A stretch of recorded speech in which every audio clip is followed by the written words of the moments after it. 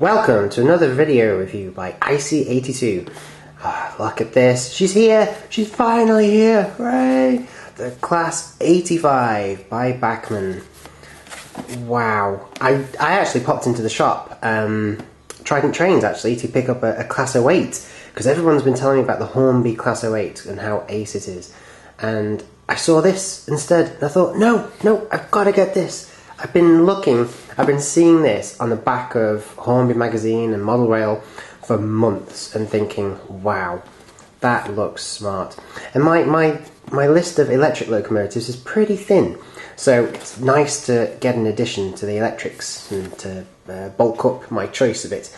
So yes, it's a Class 85. It wasn't originally called a Class 85, it was originally called an AL5, as you can see just there. But in 1968 the computerized system came in and it was reclassed Class 85. But as I say, it was originally called AL5, the A being for AC electric, 25,000 volts or whatever, the L for locomotive, and 5 for fifth generation. So it's kind of like an iPod. It's a fifth generation. Well, yeah, except it's much better. So we just take this sleeve off like that, flip it over. You've got some information here about the class, built in Doncaster, but ran through Crewe. They are West Coast Line, They are West Coast mainline cruisers. They basically ran from London Euston through Crewe right on up to Glasgow and back down again. And that's really quite special because, well, I'm in Crewe. So one of these on the layout is perfect. Very fitting. Now, what's quite interesting about this particular one is it has two pantographs. Let's just get it out and show you. So we just take out this. Ooh, wow, look at all that. So yeah, this is the block of ice, as it's now known. Look at that, frozen solid. And then this is the gumph. That's a technical term. What have we got? Get on track with the Collectors Club. I will join. It's only fair that I do. I haven't bothered with the Hornby one this year, but I will join the Bachmann one and see what it's like. So I will do that at some point. And then this is obviously the technical one. Yeah, here we go. So talks about fitting the chip and gosh, fitting sound to it as well. That's something to do in the future. Running in approximately 1 hour in each direction. But yeah, as I say, what's quite special about this particular version, this particular Class 85, is it has, where have I put it? Oh, it's over there. Is it has two pantographs. Oh wow, look at that. Nice little etched nameplate. Well, not nameplates, but you've got the number there of the locomotive. And then, what's that, like a British Railways logo? I think it is. That's nice. That's a nice touch. That's very fancy. So, put all the gumph in the box and get this beast out. Now, you'll see what I mean. Oh god, keep being interrupted by all these accessories. What's this? What have we got now? These are, oh, vacuum tubings, little lamps. Are they little lamps? Yeah, they look like it. And what's that? What is that? Oh, I see. Is that to put in the roof?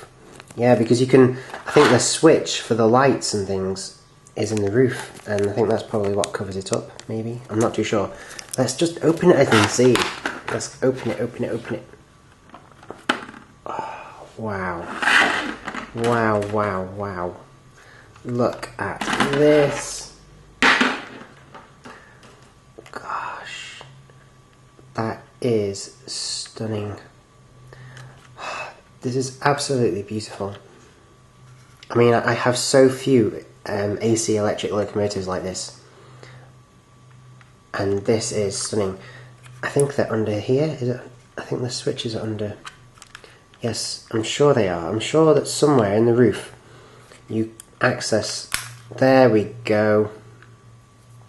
Can you see that? In there, there's these two tiny little black switches. And you basically slide those to the left or right, depending on which lights you want to light up or not. I think you can control the cab lights as well. Yes, I did say cab lights. It does have cab lights. What's more, flip this baby around and, oh, thumbprint. You've got lighting on the inside too, all the way down the inside, so you can see all the equipment. I'll make sure that when I put her on the track, I put her this way with the the wall here, so that you can see the lights down the side. In fact, I've waited until the evening so that we can turn all the extra lighting off and have a look at her lights even better. But yeah, look at that, twin pantographs. Let's just pop these babies up. There we go. There's one, and there's the other. Nice. Look at that. Looks like something out of a Swiss movie, doesn't it? But yeah, twin pantographs. And you're thinking, well, why? Why has it got two? Why has it got two pantographs? Well, the short of it is, in the very, very early days, they used germanium rectifiers, which is something to help keep the electric current constant.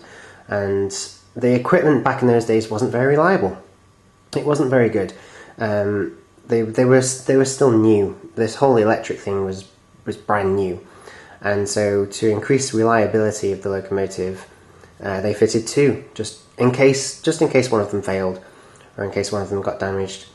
There are some people who say that it had to because it could work on two different types of overhead system. There was the 25,000 volt and the 6,500 volt. But well, I'm not too sure whether this particular locomotive would be able to literally just stop at a station, put one down, put the other up, and then go again. I don't know whether that was the case, but as the years went past, as the years went by, and they developed the Class 86 and then the Class 87, they discovered that there was no need. There was no need to have two, so they got rid of one altogether, and just used the space for gas cylinders, I think, to do with the vacuum braking, to do with the braking along the entire train. So that's what's quite special about this model, you see, the one with the white cabs. You see that white cab there? Look at that, that's beautiful. And this blue, it's such a different blue. It's not a BR blue, it's not an LNER blue, it's unique. And just this little splash of red on the buffer beam here. Absolutely fantastic. I knew that it would be a quality model. When I knew Bachmann were doing a Class 85, I knew it was going to be good. But I did not think it was going to be this good. But it is stunning. The pantograph detail is, well, it's spot on. It's absolutely excellent. The only problem I have with them is that it's hard to get them to stay down. Look at this. They don't want to stay down. What you have to do is there is a tiny, tiny little hole just there. Can you see it? And then on the other one, on the opposite side, just there.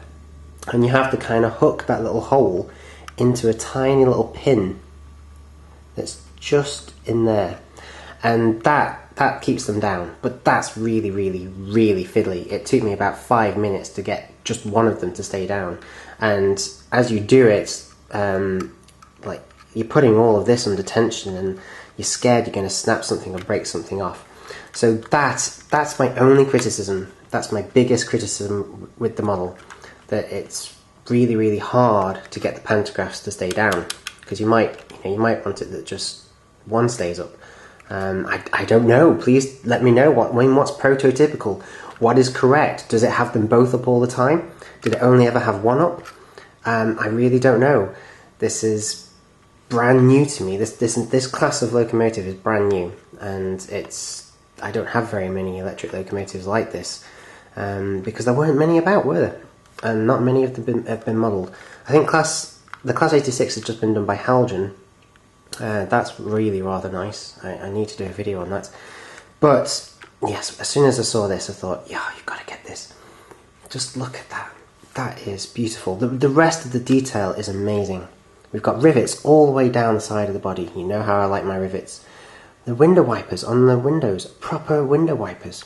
The doors do not open, but, you know, nothing's perfect. And you've got nice metal handrails down the side. The bogies are fantastic, with full NEM couplings. You know, slimline, small narrow tension lock couplers there in a NEM socket. These bogies really are nice. They don't dangle too much like the very basic electric locomotives of Hornby, the Class 87 that they do. They're just perfect. There's just the right amount of play. The underframe detail here is a bit basic. That's a little bit uninspiring, shall we say. But, you know, it's there. It does the job, I suppose. And hell, you could always weather it. You could weather it to make it look dead realistic. You could paint it. You could do lots of things to it. Although weathering, I suppose, is what most people will do, if they're going to do it at all. But the rest of the roof detail is stunning. Just look at it. Just look at all that detail. Right down to the little insulator assemblies you have all across the roof. It's just beautiful. It just exudes quality. It really does. It's not perfect. It's not perfect. As I say, the pantographs are a right pain in the bum. And the underframe detail is a little bit basic.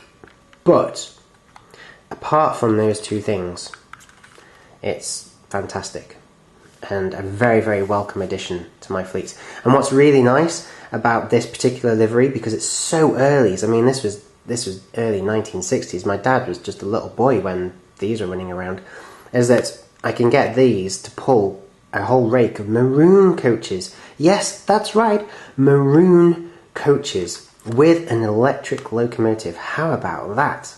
I mean, can you just imagine it?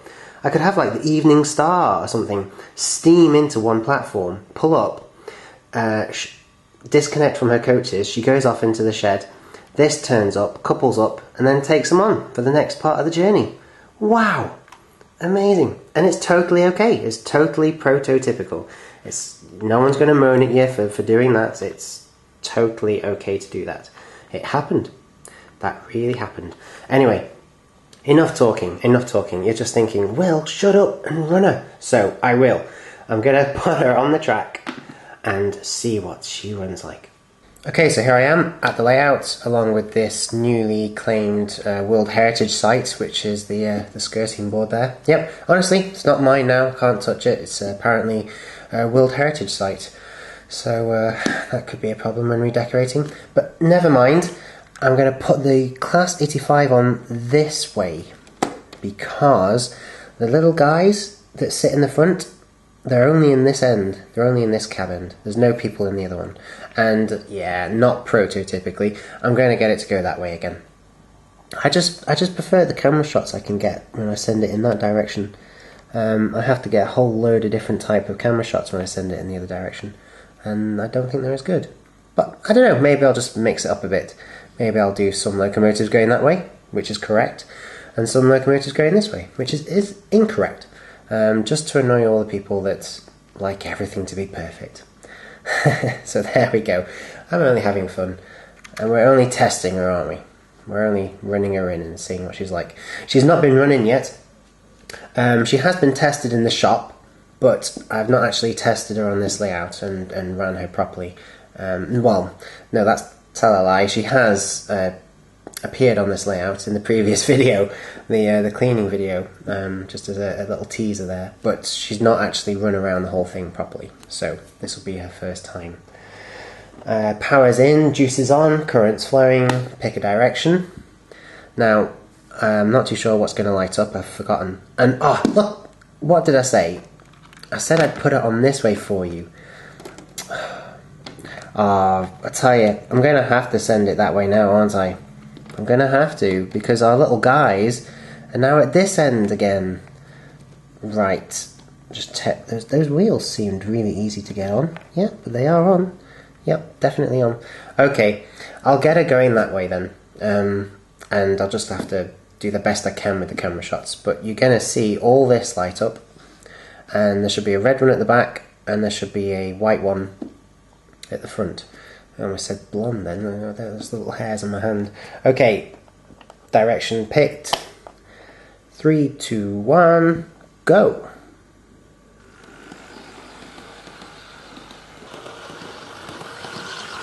Wow, look at that. You see what I mean about the lights?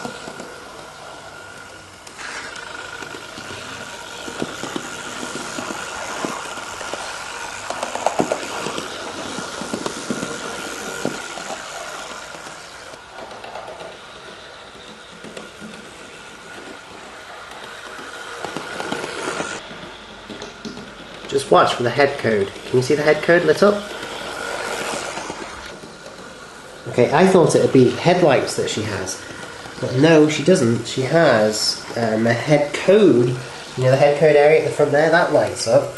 As I say, all the lights down the side there light up. Just look at that. And she has a tiny, tiny little red light at the back that lights up too. I'll try and get the camera in on that now. Can you see that? At this current voltage, at this current power setting, which is about running in speed, so nearly 12 o'clock, the lights are flickering just a tiny little bit. Obviously because she's DC at the moment and she's being powered by DC, so the voltage, you know, the current isn't quite enough to make those lights just constantly on, nice and steady.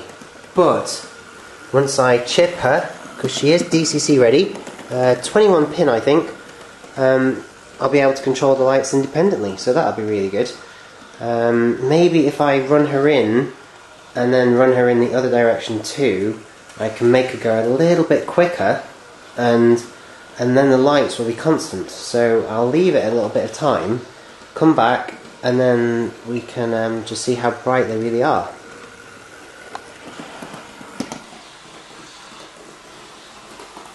Okay, you join me about an hour later, well, maybe 45 minutes or something. She's gone in the other direction too, and she's now going back in this direction, and she's going much, much faster. I've turned the speed setting up to about 2 or 3 o'clock, and the lights are on constantly now.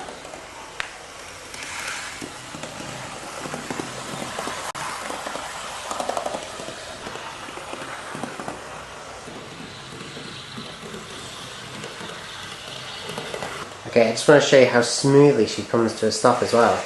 So I'm going to try and keep the camera on her all the time, and then I'm going to slow her down, slow her down. Look at that. Let's just take her a little bit slower. Oh my gosh. Okay, change direction, and just ease it up slowly, slowly, slowly. There's the bite. There we go. Okay, and then take it down again. She stopped on the express points there. Oh no. That's me, by the way, that's not the track. That's me just seeing just how slow she can go in DC mode, never mind. Look at that. That's DC. Oh, beautiful. What a quality mechanism. Let's get her going up to speed again.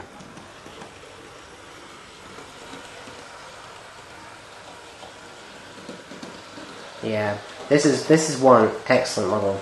I'm so glad I got this. I recommend this to anybody. If you like your electrics, you know, if you're into your AC electrics, and like me, probably haven't got very many, you have got to make this Class 85 by Bachmann a very welcome addition to your collection.